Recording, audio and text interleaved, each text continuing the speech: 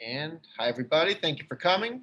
I'm Josh Shepard, Assistant Professor at the University of Colorado at Boulder and Sound Fellow of the Library of Congress National Recording Preservation Board. This Zoom is connected to a course with many excellent students. That class is MDST 3001, Media Research. It's my great pleasure to introduce Bill Siemering. Bill began his radio career at WHA Madison in 1952, further working at WFBO Buffalo before joining NPR's founding board of directors. He wrote NPR's influential mission statement, which is considered by scholars and practitioners alike to be the defining philosophical framing of American non-commercial media. As NPR's first director of programming, he helped to develop All Things Considered, and later he developed Fresh Air with Terry Gross from a local into a national program while vice president for radio at WHYY in Philadelphia. He began working overseas in 1993 as a MacArthur Fellow, participating with the Open Society Foundation and many of its initiatives focused on Eastern Europe, Africa, and Mongolia. In 2004, he founded Developing Radio Partners, DRP, to enrich the programming of local stations in Africa on climate change and health for women and youth. Bill is the recipient of the Lifetime Achievement Award from National Public Radio, as well as honorary doctorates from the State University of New York at Buffalo and Arcadia University in Pennsylvania. And among his many decorations, Bill has received the Edward R. Murrow Third Coast Lifetime Achievement Award and Polk Journalism Award honors. He currently serves as Senior Fellow at the Wyncote Foundation in Philadelphia, and it is my great pleasure to introduce Bill Siemering. Thank you very much, Bill. And if everyone could turn off their cameras now for Bill, that would be great for his presentation. Thank you. Thank you, Josh. And it's such a pleasure to be able to talk to you about the through line of my work as a lover of the medium of radio.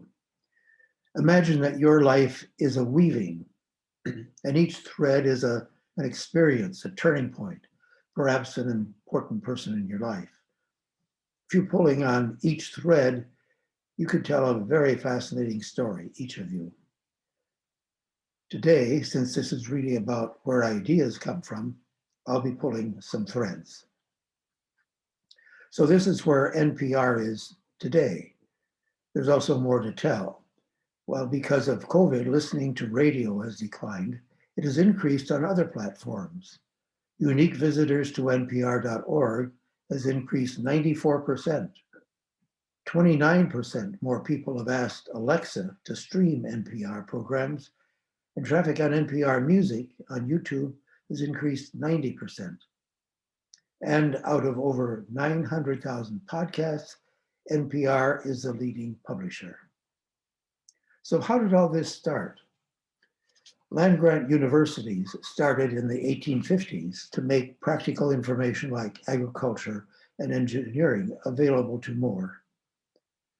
So as you can see, the President Van Hise of the University of Wisconsin took this to another level and broadened the vision. This became the Wisconsin idea, that the boundaries of the campus are the boundaries of the state. When these physics professors invented radio in 1917, it was the ideal way to make this vision a reality. The idea that state-supported university had a mission to use radio was embedded from the beginning. This mural in Radio Hall at the university, I saw every day, and that I worked at the station as a student.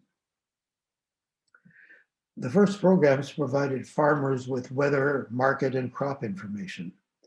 With these agricultural roots, it was natural to call this new invention a broadcast, which meant to scatter seeds. I attended this two-room country school outside of Madison. A two-room school means that 6 grades are divided in half, so 2 teachers work with 3 grades. None of our families had much money, and some were so poor that they brought cold pancakes for lunch. My mother advocated for a hot lunch program and succeeded. I learned if you see a need, find a solution. One day, when I was in first grade, some boys started picking on two black twins, and I instinctively intervened to stop it. 80 years later, I remember their names, Lois and Ellen Waldron, because Ellen ran over and gave me a kiss. My older sister saw this and told my parents, so it became kind of a family story. It's my earliest memory of standing for fairness.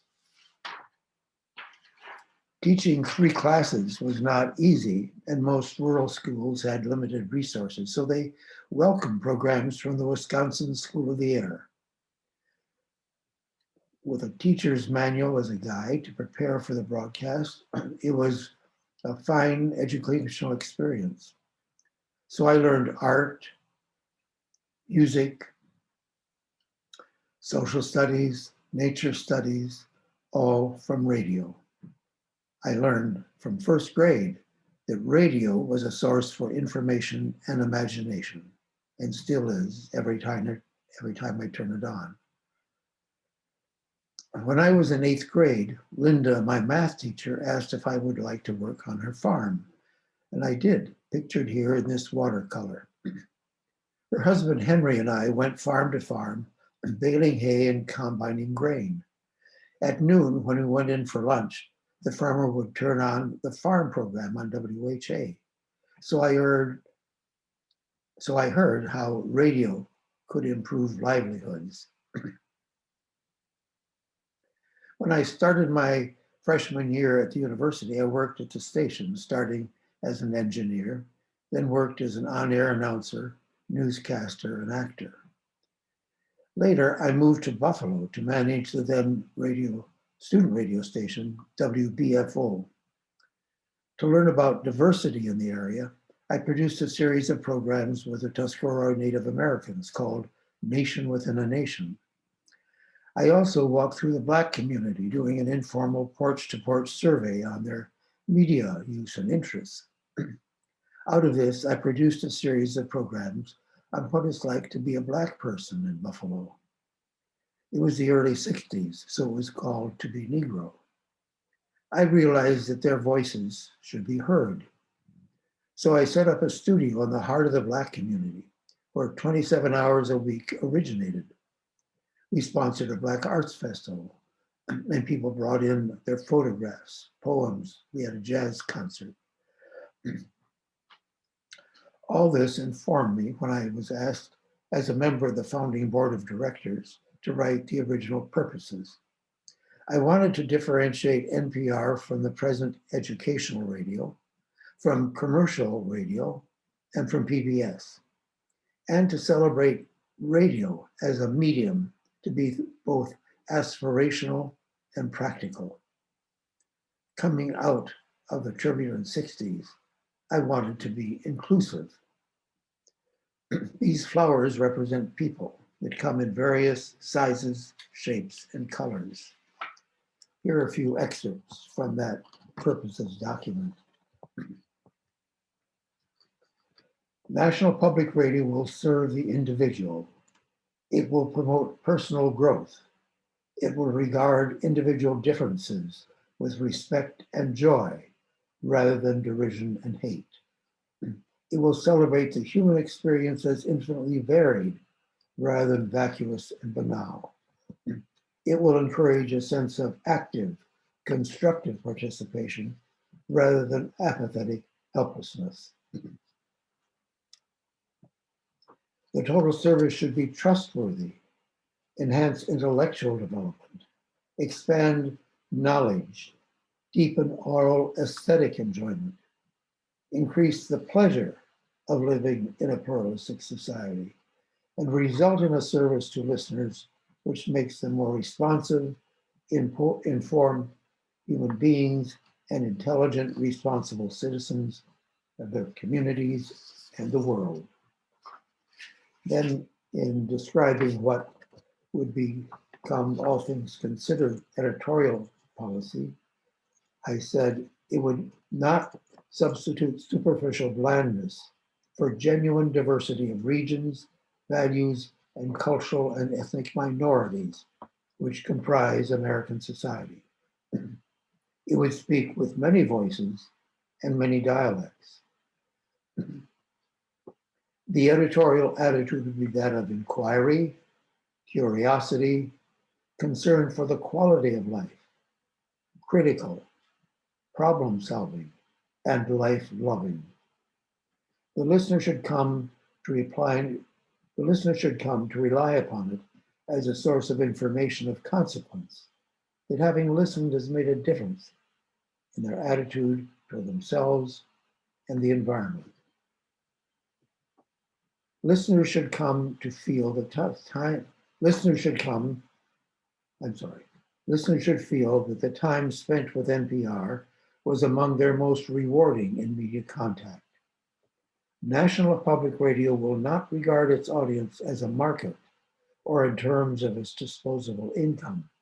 It is curious, complex individuals are looking for some understanding, meaning, and joy in the human experience.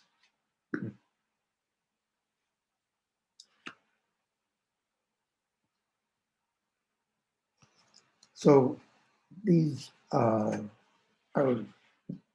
sometimes called too aspirational.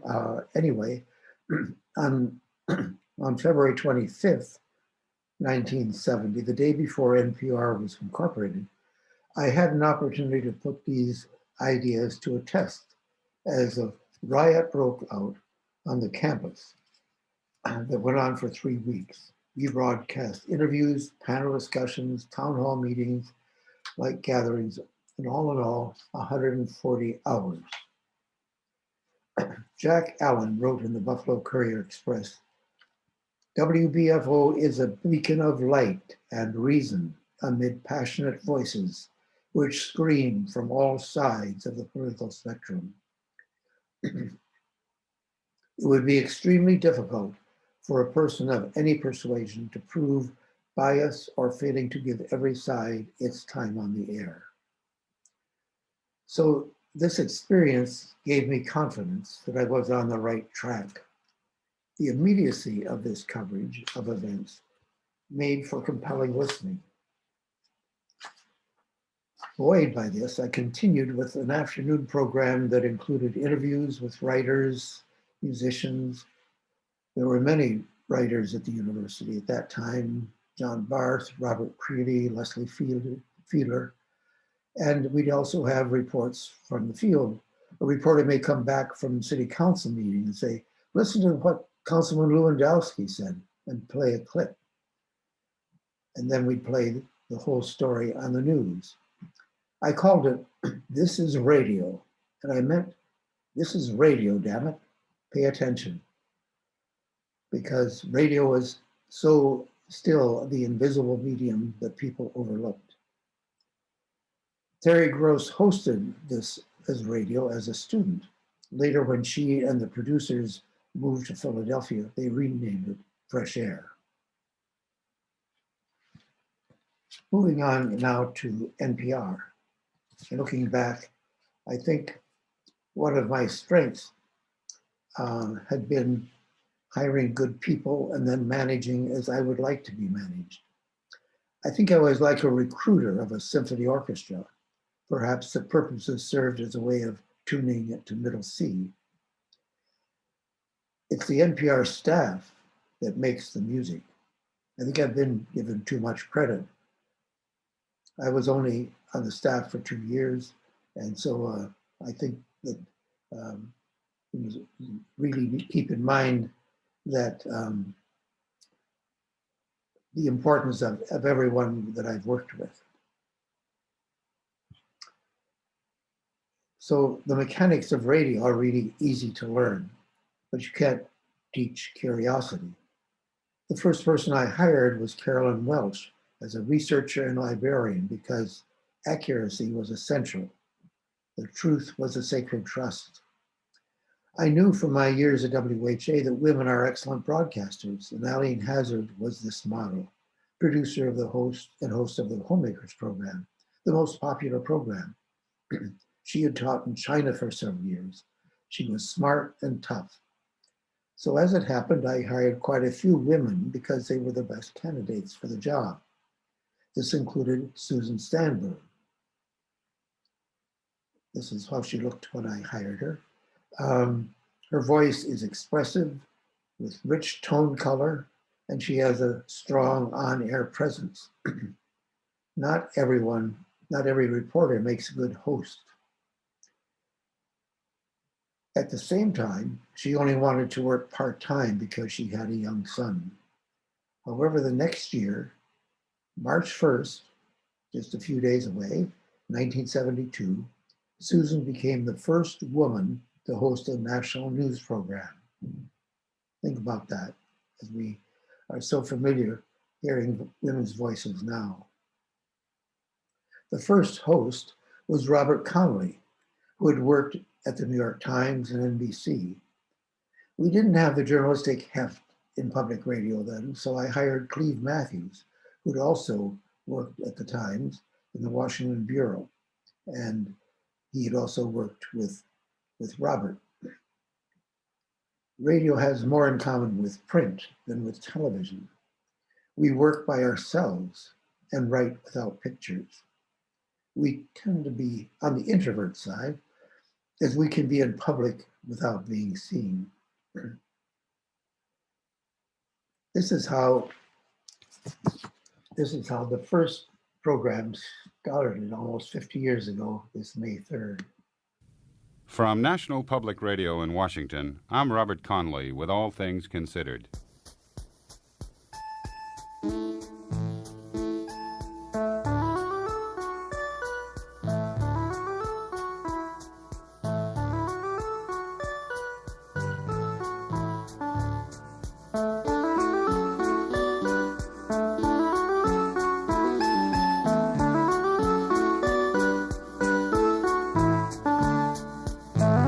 You start doing the drug often enough to get to the point where when you wake up in the morning, your nose is running and your stomach is cramping, and you can't stand for someone to come in there and holler at you. You're totally different, and you're spitting up from the bed to the toilet. You sick, and Harry has knocked on your door. That anguish surrounds the life of a mother and nurse we call Janice in her struggle to break away from addiction. We'll have a portrait of Janice later in the program. We'll also look into what some barbers are up to in Iowa, trying to stimulate business. Some, though not all, because one barber says the new service makes him too nervous. But in the top of the day's news, the crush, catcalls, flux and flow of the demonstrations in Washington against the war in Southeast Asia. As a result of those demonstrations today, somewhere between 6,500 and 7,000 protesters have been picked up by the police. So that was the beginning, and you might wonder about the T's. That's a kind of voice that wasn't heard, one of the many voices that had not been heard. And by having the nurse as the T's, I was making a statement that we will talk with people, not about them. We will go to primary sources of people that are experiencing life and not just an academic discussion or pundits. So that was very intentional. Then we had a 23-minute documentary of that day's events. Here's an excerpt. Thousands of young people came to Washington willing to risk being arrested in order to end the war. They went into the streets this morning to stop the government from functioning by clogging many Washington roads during this morning's rush hour. For many demonstrators, the mobile street tactics of civil disobedience are an expected spring event. But before today, many other young people who came to Washington had not been willing to oppose the state with their bodies. For these young Americans, today was a major test of their commitment to the ethical code of the young and the angry. It was their Freedom Ride, their Selma March, their May Day. Stop the war now! Stop the war now! Stop the war now! Stop the war now!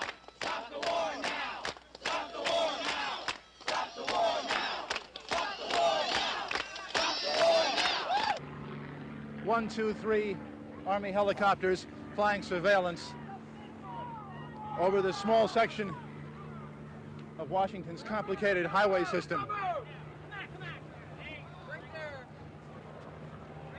A line of young people has just come across the highway.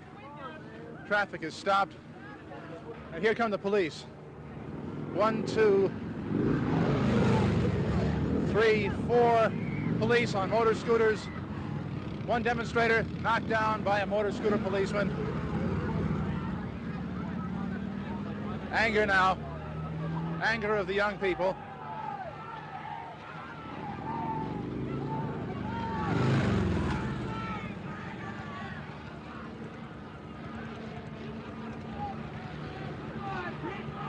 And here come more police. Come on, people! The demonstrators just told a motorcycle sergeant that one of his men did knock one of the demonstrators down. All right, where? Let me get an ambulance down there for you. Motor 3 on the Southwest Freeway. Have one injured down here. Could you send me an ambulance, please? It's right at Main Avenue. And he hit the kid. It went right through the That guy line. passed me and almost knocked me down. And a blue... Yeah, but it's policeman we're talking about. A motorcycle. Policeman. A motorcycle hit him, not a citizen. Right there, the man over there, right there. Sergeant, excuse me, Jeff Kamen, National Public Radio. Is that a technique where the men actually try to drive the bikes into the demonstrators? No, it's no technique. We're trying to go down the road and the people get in front. What are you going to do? You don't stop on a dime. What happened, officer? That doesn't count. Bricks. That don't count. Somebody threw a brick at you, officer? Yes, sir. Right here? As you were driving through? Right. One of the motorcycle police officers says someone threw a brick at him. I was here at the time. I didn't see anything thrown. Army helicopters coming in low, keeping constant surveillance, keeping the various command posts, military, police, and obviously presidential, advised as to what's going on. One helicopter now is in real low. Military police helicopter up on the rise of this highway section. Young people are holding an American flag upside down.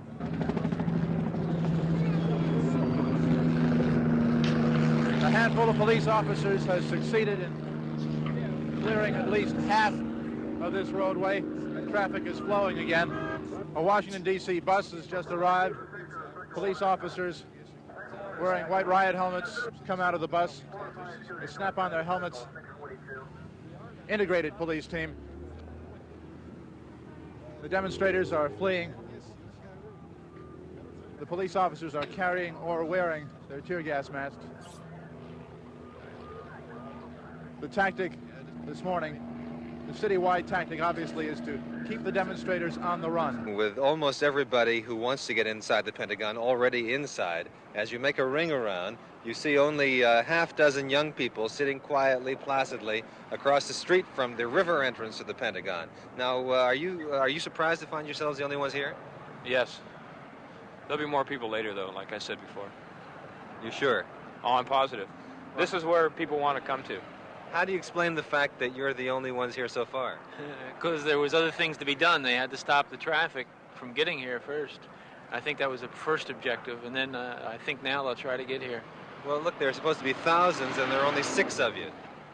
There's thousands of Marines and thousands of cops, too. It's easy to get over in small groups, but large crowds really have a rough time. They get busted before they get over. If you, excuse me for interrupting, if you do not move back where you were, you'll be placed under arrest. You saying that officially, that yes. We do not move? Right on. If you don't go back on the other side. We're here to take the tour. We don't have any tours. Yeah, that's not what I was told. There's We've tours through the Pentagon all the time. Where do we go to find out about the tours? I'm telling you, there's no tours. Will you give that to us in writing? That there are no tours in the Pentagon? I tell hundreds of people each day there's no tours. You don't have to write it. There are never any tours through the Pentagon. No conducted tours unless you make previous arrangements. Now, how did you get here? I came by boat on the Potomac River. Is this your boat? Yes. Would you describe it? It's a one-man kayak. Well, it must be pretty hard to get here if you're the only. I'm sorry. That's the end of that section. And if you have questions about that, just jot them down and we will answer them at the end of the presentation. We're now going to switch to Africa, a totally different scene and time, to also illustrate the power of radio in development. So this is some description about developing radio partners.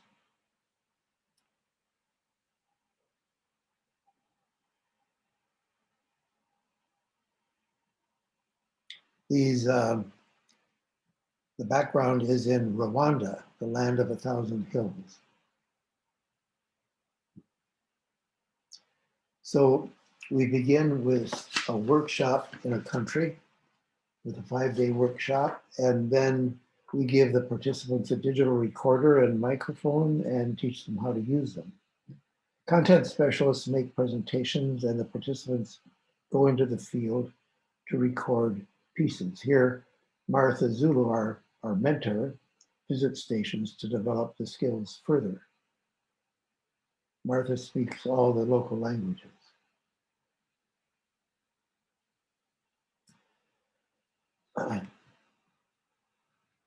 So these are some of the findings of the impact of the radio programming in Malawi.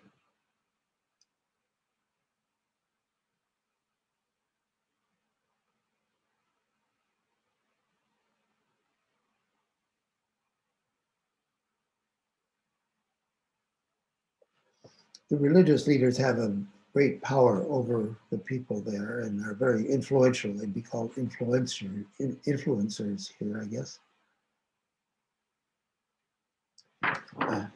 This is Florence, who became a child bride to a man 10 years older when she was 16.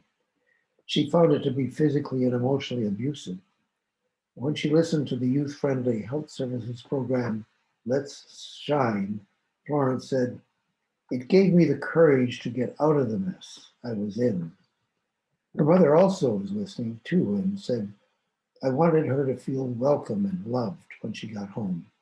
I also wanted to make sure to keep the reproductive health conversation going between us so she doesn't have an early pregnancy." Florence is one of hundreds of girls rescued from child marriages, due in part to health programming that was started by DRP and the local stations. The hoe is a basic tool in farming in Africa and will remain so for some time. The only way to improve livelihoods is with information. Ida here learned about how to conserve water so she could have it during the drought, and she was able to earn more money selling her tomatoes. The DRP also gives stations money for community activities. Here used to plant trees. They give them $500, and then oftentimes they will find other agencies that continue the project, such as tree planting. So probably thousands of trees have been planted because of the initiation by radio stations. We send them weekly bulletins on issues on one side and reporting tips and solutions on the other side. You can check our the website on DRP. So now you see we come full circle, reporting from the field, just as we were doing in Wisconsin. And so it's interesting how it spans decades of the way radio is used in improving people's livelihoods. And we come full circle with, during Ebola, the students listened to the radio to get their education. These children are learning in Sierra Leone. We're going to take a deeper look at Sierra Leone because it is usually near the bottom of development and has suffered so much, and radio is so important. Located on the west coast of Africa, it has a population of over 7 million with a literacy rate of 47%. Life expectancy is 51. There are 245 doctors. The hospital depends upon a generator for electricity. 50,000 people were killed in a terrible civil war that went on for 10 years, and they engaged 10,000 child soldiers. Ebola broke out in 2014, and over 4,000 died. Now there have been 3,800 cases of COVID, and they've only had 79 deaths. They learned a lot from Ebola. The 41 stations in the independent radio network are the primary source of information because it's the most trusted source and can speak in local languages. Now let's take a walk down the street in Freetown.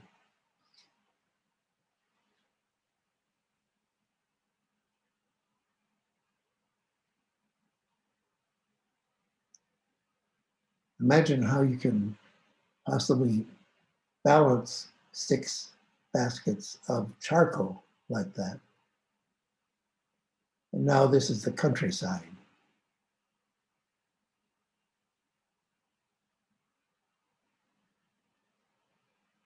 And this is a restaurant.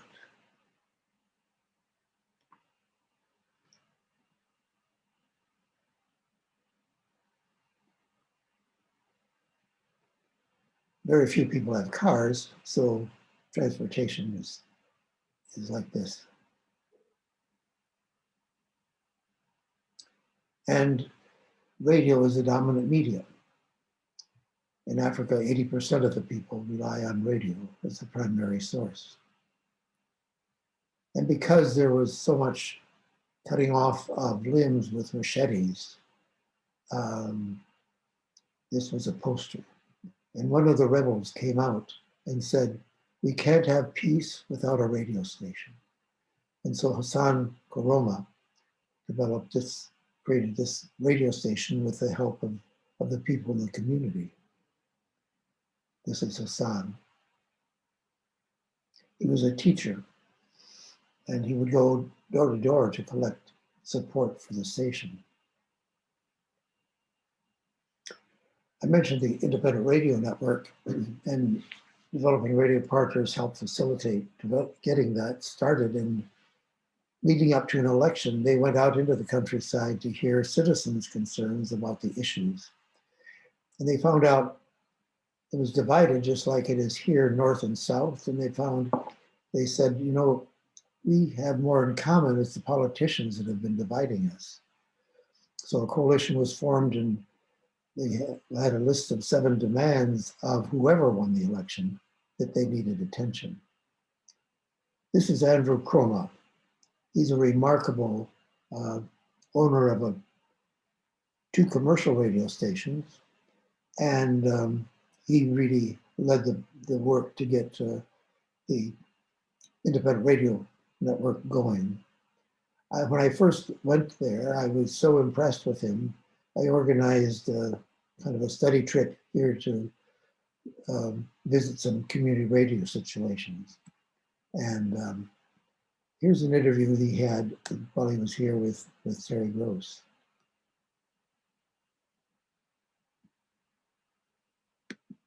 This is Fresh Air. I'm Terry Gross.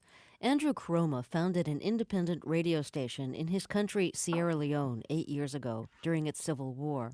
He now runs 2 stations. The one in Freetown, the capital city, has been burned down twice. The station in Bo, Sierra Leone's second largest city, has been attacked with gunfire and was temporarily closed down and forced into exile. That's just part of the punishment Cromo has faced for keeping listeners informed about corruption and atrocities. Cromo is often on the air, broadcasting from his station in Bo. He's one of the investigative reporters who reports under the house name of Mr. Owl. Cromo grew up in the bush and has studied in the U.S. at the University of Texas and Duke University. I spoke with him last week during his trip to the United States to study public radio here. I asked him about covering Sierra Leone's democratic election in 1996, when the rebels were mounting a campaign of terror to scare people away from voting. As part of this campaign, the rebels amputated the arms of thousands of men, women, and children. I asked Cromo how his station in Bo covered the story. On the day of election, that was when we were on the air telling people to go out and vote. It is your right. You need it. You need a government. The military government need to go out. We don't need a military government. It's not democratic. That day we were shot at. The combatants came up to the station. It was just about 100 yards away. And the man who was standing beside me as a security was killed. I mean, this was like 2 feet away from me, and bullets kept coming up. So we had to tilt the microphone over the speaker of the VHF radio. We ran into the bush, and we were still broadcasting from the bush where guns were being fired. But the message at that time was to tell the people that go out and vote, because our broadcast was getting to the villages where voting was taking place. We didn't want that incident closer to our station to stop that. So we continued. People were being amputated. In fact, very close to the station, there was a village next door, not too far away. We could hear the people screaming. But we still continue to be on the air to broadcast. Did you try to warn people about the possibility of amputation? Yes, we did.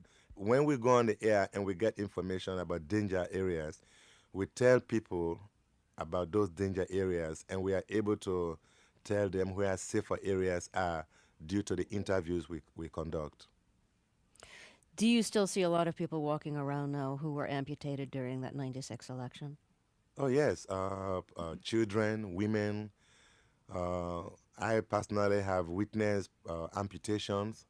I thought I was going to be the next. We've seen these things happening, and we've interviewed victims. I mean, we are talking about, at the time, blood is dripping from the arm or the leg. We've interviewed them. We have also had the opportunity to interview the perpetrators, why they do it. What are some of the things the perpetrators have told you? Most of these people were just senseless, didn't even know. They were just saying that the civilians don't like them, they don't support them, so there is going to be Operation No Living Thing. So I will ask them questions like, then how will you govern no living thing? I said, well, until we find out that people change. That's like, but is that the way you're going to get people to change? These are the hard questions that we ask. And the reason why you ask them is because you want them to give out pertinent information that people can know how these people perceive themselves. Now, I understand that during the military takeover in 1997, that the citizens of Bo, where you live, refused to accept the rule of the rebels who had taken over. And that your radio station became the only source of information for the city, because the city was basically cut off from the rest of the country during this 9-month rule of the military? Yes, it was a matter of deciding whether we should resume broadcasting or not. Because that area was being protected by the Civil Defense Force, so it was safe. It was safer for us to broadcast from there.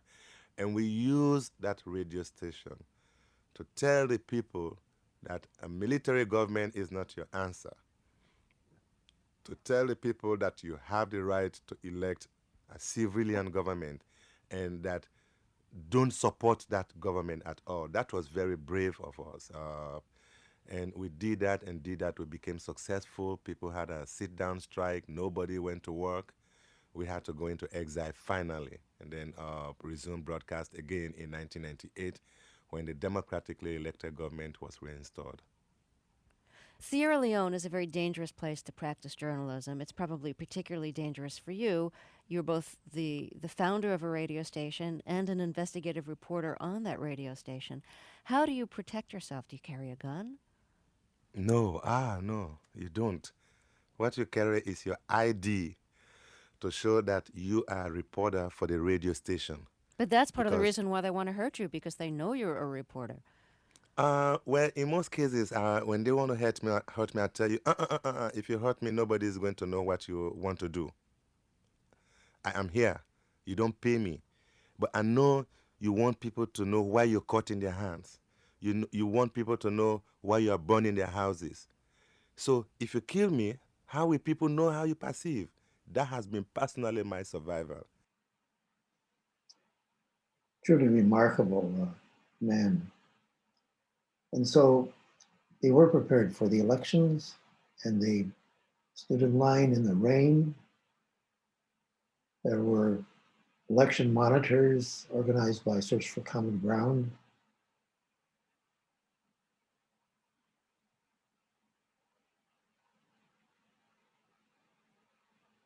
This says, "Women wake up early to vote," on the t-shirt.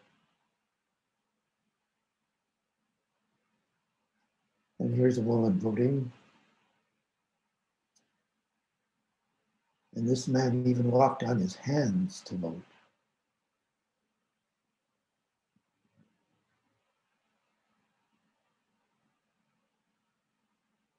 And Andrew mentioned the fact that so many people were amputated. And here's, to me, this is an example of resilience. One of the finest pictures I can imagine of resilience, photographed by Kate Kelly. Men playing soccer without all their limbs. It's a picture that stays with me, and perhaps will stay with you as well.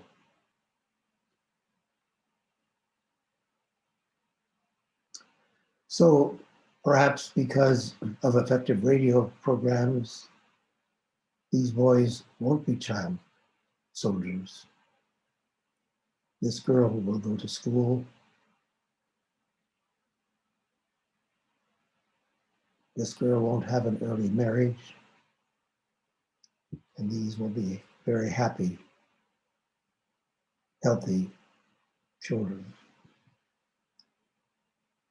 Now again, I'm going to change to something else for the conclusion, to talk about, we talked about women, and this is Terry Gross. When I first worked with her over 42 years ago. This is Terry today. And here's Terry receiving the Humanities Medal from President Obama. Let's just stop and think about that for a minute. The host of a public radio program receiving the highest honor in humanities from the president.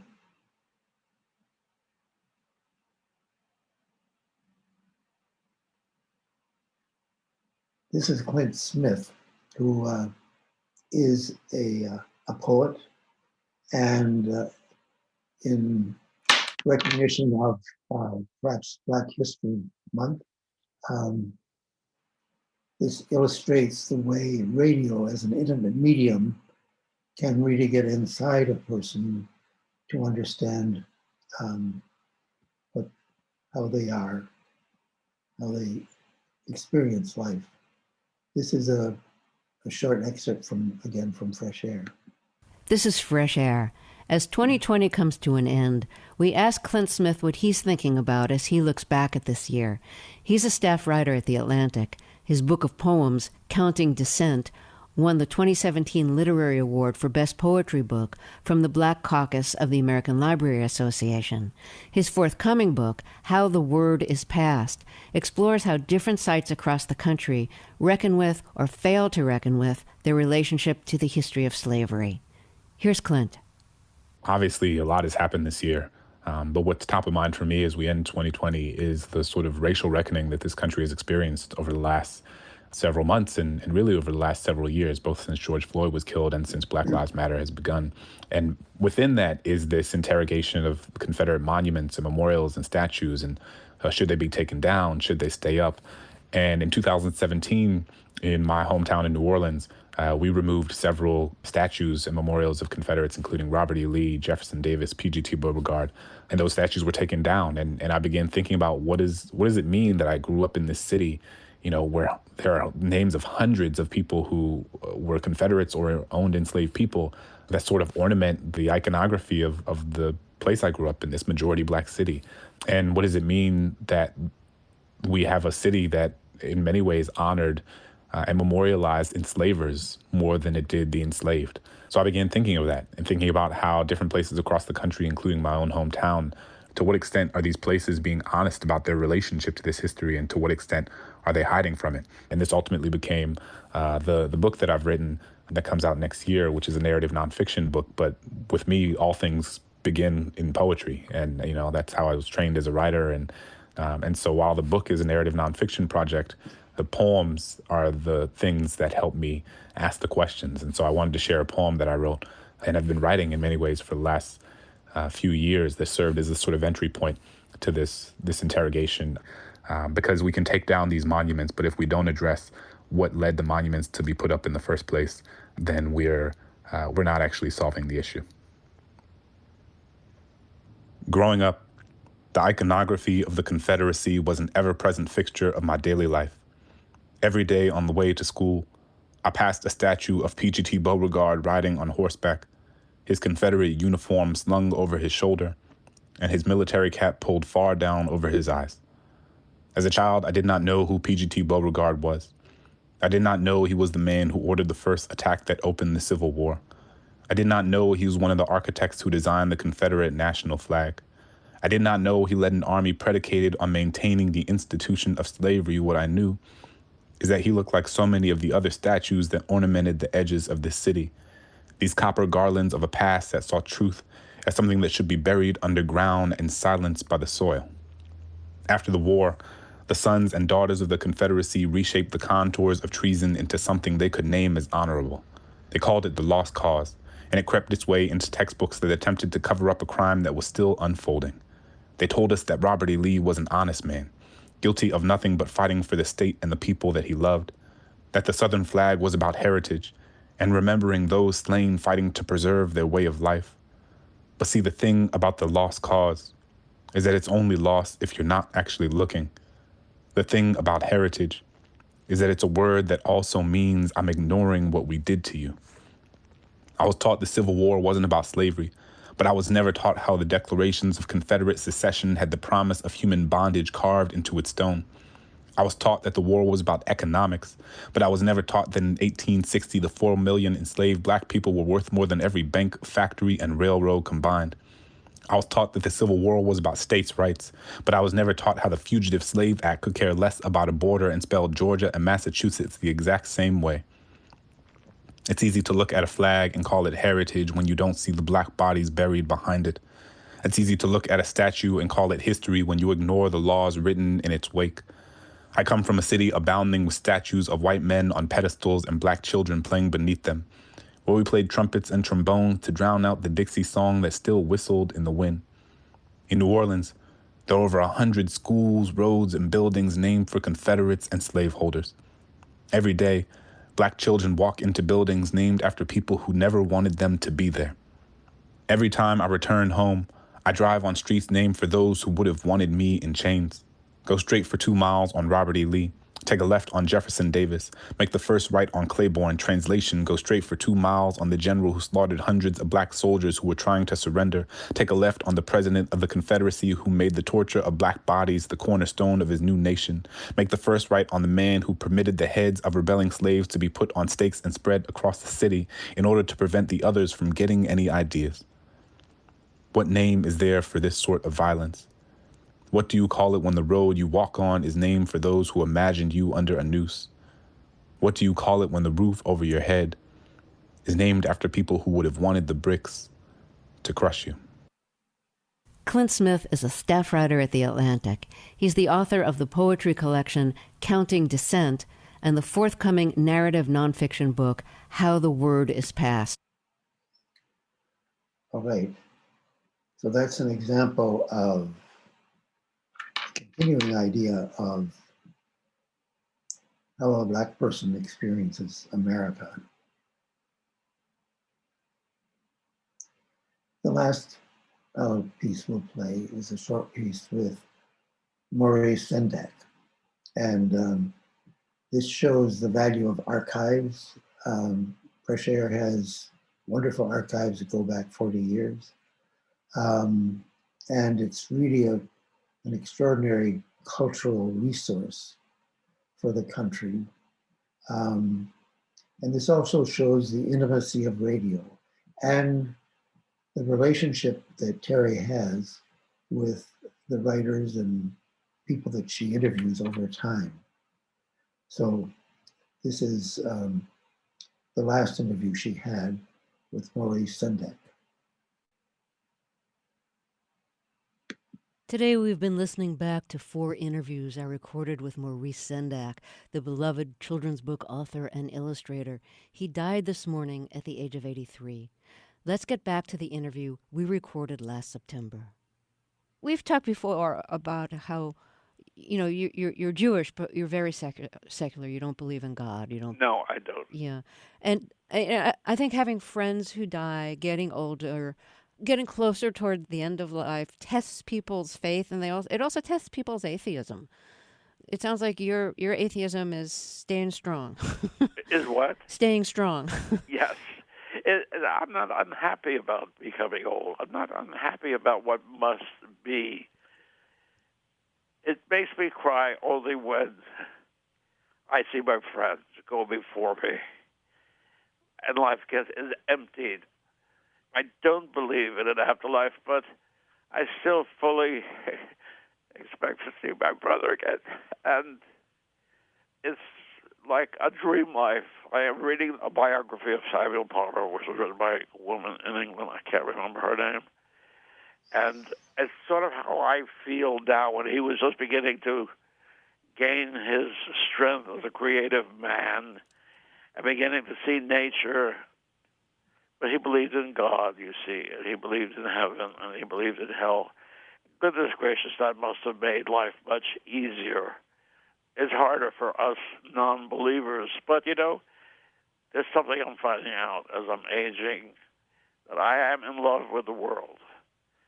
And I look right now, as we speak together, out my window in my studio, and I see my trees, my beautiful, beautiful maples that are hundreds of years old. They're beautiful. And you see, I can see how beautiful they are. I can take time to see how beautiful they are. It is a blessing to get old. It is a blessing to find the time to do the things, to read the books, to listen to the music.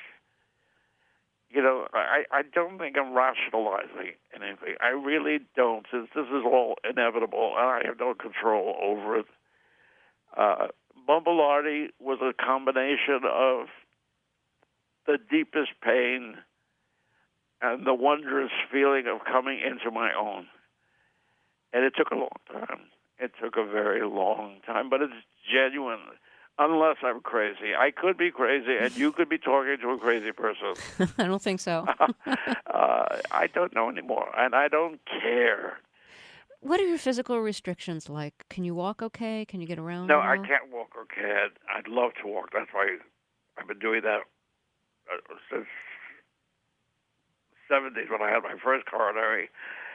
I had heart trouble, and I've had very bad time after Eugene died, and I was very sick, and I thought I would die, and I came back to do Bumblearty, and I have nothing but praise now, really, for my life. I'm not unhappy. Mm-hmm. I cry a lot because I miss people. I cry a lot because they die, and I can't stop them. They leave me, and I love them more. But I have my young people here, 4 of them, who are studying, and they look at me as somebody who knows everything. Oh, 4 kids. If they only knew how little I know. But obviously I give off something that they trust, because they're all intelligent. Oh, God, there are so many beautiful things in the world which I will have to leave when I die, but I'm ready. I'm ready. I'm ready. Well, listen, I have to tell you something. Go ahead. You are the only person I have ever dealt with in terms of being interviewed or talking to, who brings this out in me. There is something very unique and special in you, which I so trust. When I heard that you were going to interview me, that you wanted to, I was really, really pleased. Well, I'm really glad we got the chance to speak, because when I heard you had a book coming out, I thought, what a good excuse Well, to who call up knows? Maurice Sendak and have a chat. Yes, that's what we always do, isn't it? Yeah, It's it what is. we've always done. It is. Thank God we're still around to do it. Yes. And almost certainly I'll go before you go, so I won't have to miss you. Oh, God, what a... And I don't know whether I'll do another book or not. I might. It doesn't matter. I'm a happy old man. But I will cry my way all the way to the grave. Well, I'm so glad you have a new book. I'm really glad we had a chance to talk. I am too. And I wish you all good things. I wish you all good things. Live your life, live your life, live your life. Maurice Sendak, recorded last September. Listening to the 4 interviews that we featured today, you can hear that he spent a lot of time thinking about death and the loss of friends and loved ones. He'd always been kind of obsessed with death. It arrived for him today after a recent stroke. So that's the end of the presentation. I've heard this interview with Maurice Sendak a number of times, and I still have tears whenever I hear it. So if you have some questions. Bill, thank you very much. I'll just stop sharing, should I? Or? You could hit stop share. Yeah, we can see a little bit better that way. Okay, that was wonderful. We have 2 questions already. If people want to type more questions into the box, first one is from Danielle Urbina. So Bill, what do you see for the future of radio, and how do you see it progressing alongside changes in technology? And the second question, are there any projects similar to what you're doing in Sierra Leone, I'm assuming in Malawi? That's the first question. The future of radio, I think we're living in the age of audio with over 900,000 podcasts. And when you have the most venerable print publications, the New Yorker and the New York Times having radio versions, they're taking it seriously. So I think audio is here to stay. And as I mentioned, NPR is diversifying where the sources of distribution. So I think that's very encouraging. And as the question of, are there other countries we're working in? Is that the gist of that? Yes, specifically Malawi in this question. Mm-hmm. Yes, so Malawi, we're continuing to work with Malawi on youth-friendly health services, and that's going on. And I'm using the we, even though I'm not with DRP anymore, and looking to work in other countries as well. Okay, thank you very much. We got another question here from Kate Robinson. Are there reforms, and this is a broader question about media, I think, and are there reforms that allow mobilization but deter misinformation, like what happened with social media during the Arab Spring? I'm sorry, you didn't get the first part of that. So are there reforms that allow for cultural or political mobilization but deter misinformation? So the role of radio within mobilization, but without the misinformation along the way. How do we do that? I think. Well, of course, I think NPR is the gold standard for accurate information and fairness. One of the turning points in writing American history of broadcasting was when, in the Reagan administration, they dispensed with a fairness doctrine that required at least an acknowledgement of the other side of controversial issues. It didn't have to be equal time, but at least the recognition of the other side. And so that gave rise to Rush Limbaugh, which gave rise to Donald Trump. There would be no Donald Trump as president with Rush Limbaugh, I believe. The other part is, I think public ignorance, perpetuated a lot by social media, is the greatest threat to our democracy. And there aren't any easy answers to that. I think that's one of the greatest challenges to all people working in media.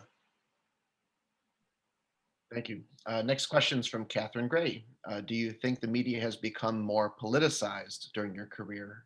And if so, do you think this threatens independent journalism? So this kind of dovetails to your last Right. answer. Absolutely. Absolutely. Yeah. And that's the sad part, because we can isolate ourselves into our own bubble, if you will. Reinforces what we already believe. And yeah. And it's partly the result of course, cable that is not regulated either. So. Okay. Marin Fallon asks, do you believe that the improvements made to technology over time have improved news media or simply made it more public? So the role of technology itself in news. Sure, it's made it much easier to report more broadly and so on, and to include many more diversity, more voices, and that's one of the great things we need to reflect on air, what the population is. Yes. Okay, Lauren Colhane asks, the last interview made me tear up as well. I wanted to ask what you think makes a good interviewer, journalist, especially in today's media world. So what is that recipe, Bill? I would say the most important thing is listening. Terry Gross listens with the intensity of a therapist. And then she may ask questions with the velocity of a tennis player. But she listens so deeply. That's why he acknowledged that she gets to a point with him that no one else has in the conversations. And it's that she treats him with respect, you know. That was one of the principles of NPR when I wrote to the stations before All Things Considered started. I said we would treat people with respect. You didn't have to like them, but you had to show respect. Thank you. Jade Cow asks, in what ways do you think the media can become less politicized? How do we do that? These are impossible questions to answer. I'm sorry. I mean, they're good questions, but there are no easy answers to them. People are working on this. I will acknowledge and doing good work on it, and there are organizations that are working on this. There's the News Literacy Project that is trying to help educate people about how to use media better. But it's a start. Kelsey Kerr asks, do you think that more people will listen to radio news and audio stories with the increase of music streaming services and podcasts rather than with traditional AM/FM? In addition to what? Rather than with traditional AM/FM. Oh, I think I think so. Again, I think it's foolhardy to predict the future. Anyone that tried to have a 5-year plan, or no one could predict the internet. So I think it's kind of dangerous. But I think the growing numbers of folks that are using public radio is perhaps the most encouraging sign. Again, I'm biased that way, but nonetheless. Okay, Jack. And I really do think that radio is the most vital and dynamic medium. We don't pretend to be masterpieces. I always thought that was a little presumptuous to say this is masterpiece. Oh, We don't say that in radio. We're just every day producing excellence in broadcasting. Jack Foreman asks, how has radio shaped who you are today? Do you see the world differently or through a more journalistic lens because of your career? Absolutely. Yeah, and I still am shaped by what I hear on the radio every day. There's some new idea, something I'd like to pursue and look up and follow through on, or just take pleasure in hearing a poignant story, success story perhaps. Every day it enriches my life. Okay, John Min asks, what makes the world of media and journalism great today compared to the past? Besides that there are new technologies, are the practices different now from how they were during the earlier years? I think there is much more diversity, which is excellent. And so you can, before, there were, even in the beginning of television, there were 3 major networks, and that was about it. Everyone got their information that way, which did make for a solidity of a viewpoint in a way. But now it's just wonderful to open it up to the diversity that's there, the options.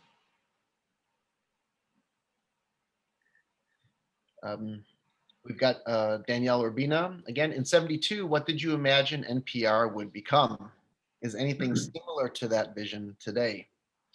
Again, it's foolhardy to predict. However, I will say this, that I thought if we did it right and the symphony orchestra played well, people would come to hear it. So that's why I had All Things Considered start at 5, because the network news on television started at 6:30, and then PBS came on with kind of the background at 7.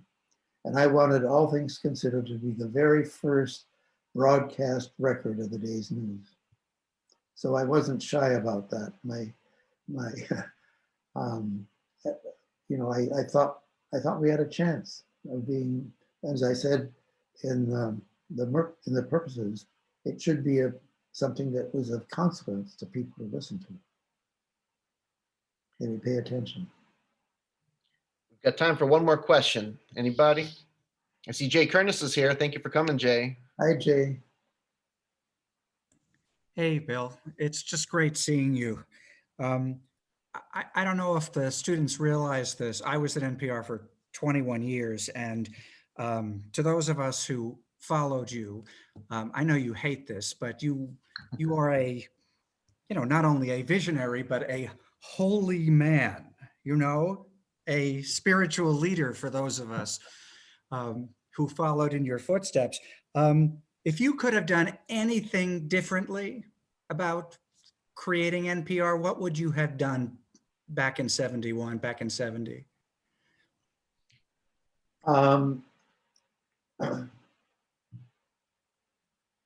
That's a tough one because we went through a lot of growing pains, in the beginning. We had some mock-ups, but you really just have to go on air and do it. And it was really embarrassing sometimes. We'd have a brilliant piece and then there'd be something gosh awful. And I had thought that we would be able to get a lot more material from the station so that the country hearing itself. But of course, there wasn't an NPR sound yet, if you will. And the pieces came in really bad. There were only sometimes 3 people at a station full time. So I wished that had been better.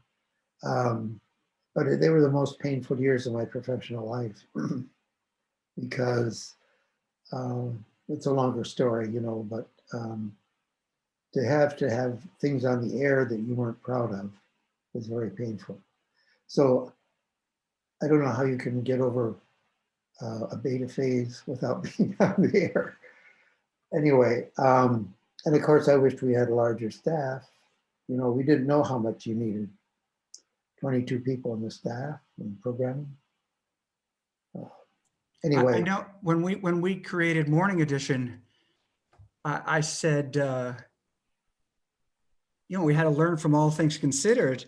and we had to have a staff there 24 hours a day to do that show, to do the show. And the executives thought I was nuts. But it turned out you need people there all the time. Right.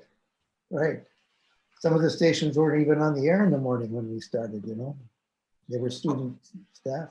It's true. Most stations were still playing classical music or jazz in the morning. Yes, that's right. No, That's right. There were hardly newsrooms at stations at that point. Well, and talking about morning edition, there was always this tension between features and news. And I heard a story that when morning edition started, the news people said, "At last, we got a real news program," not considering ATC as a serious news program because we had the features, Yeah, and of course, I kept pushing features and human interest stories into the morning time. Well, it's great. It's great seeing you. Well, it's wonderful seeing you, Jay. You're an idol for me. I mean, you're just such a wonderful example of the best in broadcasting. And for those who, for my students, Jay, you're in CBS morning, Sunday morning now, is that right? Yeah, I've been 8 years at CBS Sunday morning, which is the closest thing to NPR on television. Yeah. It's 2 p.m. Rocky Mountain time, which means students have other classes to go to. Please join me in thanking Bill for joining us. Thank you all. Thank you. Thank you. Thank you. Thank you. Thank you. Thank you. Thank you. Thank you.